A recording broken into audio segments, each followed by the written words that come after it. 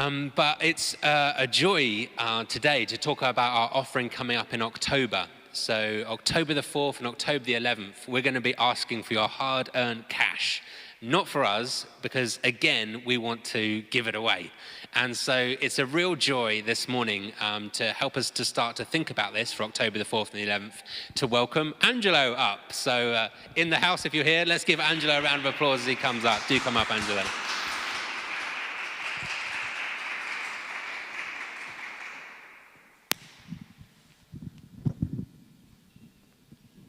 Good morning, Anjelo. Good morning, thank you. So we're going to ask Anjelo just a few questions to get to know him better and also to understand about the offering. So, Anjelo, your first question, what was your childhood like? Thank you, Emily, and thank you, Gateway Church. I was born and raised in the northern part of Uganda. All of my childhood life, almost for 20 years, I spent in a refugee camp. The camp, we were forced to live in the refugees camp because of several wars, which lasted for too long. The biggest war was caused by a rebel group called Lord Resistance Army. It was led by Konyi Joseph.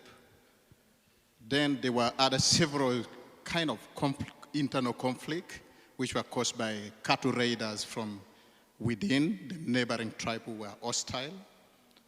So life in the camp was one of that kind of suffering which I would not wish a human being to live in.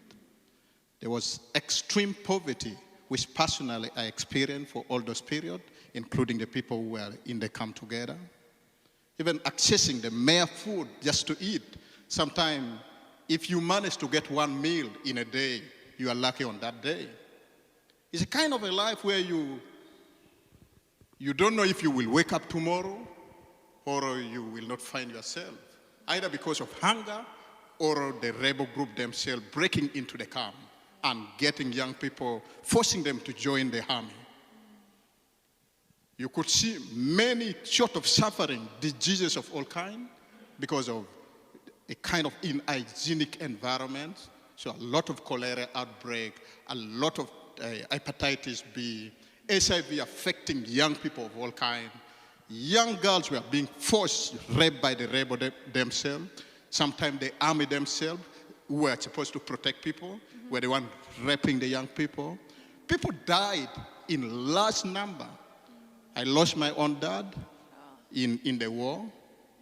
It was just crazy. Actually, when I lost my dad, that is when the pain of living as an orphan started eating me. And you really see this is real suffering. Yeah. Life became hopeless. Sometimes you feel, I think, should I just commit suicide?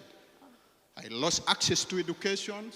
Many people, actually, personally, I dropped out of school for 5 years when I was still in primary school. So how I would describe my childhood life, it was a real disaster. Yeah. Angela, I'm so sorry to hear that. And so we look at you now, and how did you end up in Leeds? What is that story from that beginning to now? Yeah, my coming to Leeds is a story which is unbelievable to myself also. I would describe it a real miracle.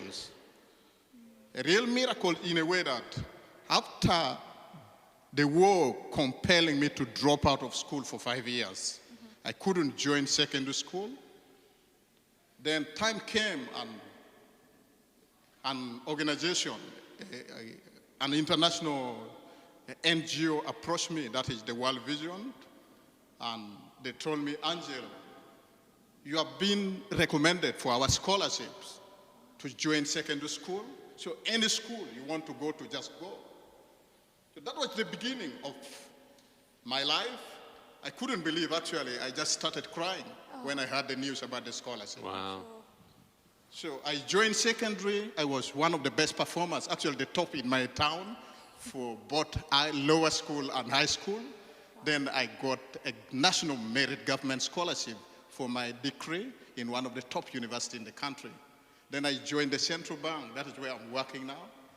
I was exposed to more opportunities, scholarship opportunities from the World Bank to come to Leeds to do my master's. Then I became one of the top performers at the University of Leeds, and they offered me a scholarship for my doctorate in economics. I'm actually finishing in the next 5 months, then plan to go back and contribute to my country. It's a beautiful country. Such an amazing story. Yeah, thank you so much, Anjelo. And so then, what is your hope and dream for now? My hope, as I said, in the next 5 months, I'm finishing my education and going back. I will continue working for the central bank. But the deep question, the deep pain which remain in my heart is seeing that the opportunity which I got was not accessible to many children. Actually, sometimes if I go for holiday, you see children suffering. Poverty is deeply penetrating the community, even more than the time of the war. Many children still do not have access to education. Real suffering is still persisting in the community. Then my question comes, how will I be a source of hope to this community which are still suffering now that I have gained knowledge and all this? To me, the answer which comes immediately into my mind is, I think we need to set up a school for the poor children to educate them and give them some hope. A school which will be a kind of subsidized, but still offer quality educations that really equip this kid with life skill so that they will be able to earn some living. A school that will be actually a source of transformation, of new life in my town. A real light to come to the community. So our view is, if we could have just not a school, but set aside as a farm for the school, for farming, that the farm will both equip the kids with life skill and also will generate some income that will sponsor some children in school. Children who can afford, maybe their parents are earning some money, will pay, and that will be a source of sustainability to the school plus the farm. Right now, we have set up a charity already in place, which is working towards setting up the school. We have already acquired land. Actually, we have 20 acres of land for the school. 10 will be for the actual school operations, and 10 acres will be for the farm. We have teachers already in place, and we have builders ready, just waiting. What we are looking for now, actually, that we appeal to Gateway Church, to the rest of the world, is financial support, so that we put this school in place and we give hope to the war-affected children. Our aim in the first period, in the first phase, early next year by February, is to set the first phase of the school. So we'll work in phase for about 5 years. So in the first phase, if we could get about £40,000 is our approximate budget. That is about $50,000. It will set 3 classrooms, and including some facilities like the toilet and the rest, which will allow children to begin going to school by around September next year, 2021. That £40,000 actually is enough to set classroom which can accommodate about 200 children, and the poor children actually could access education. Fantastic. So on behalf of the children in my town who are deeply affected by the war, I'm asking you, please stand behind us. Give today, and we give hope to the poor children. Thank you.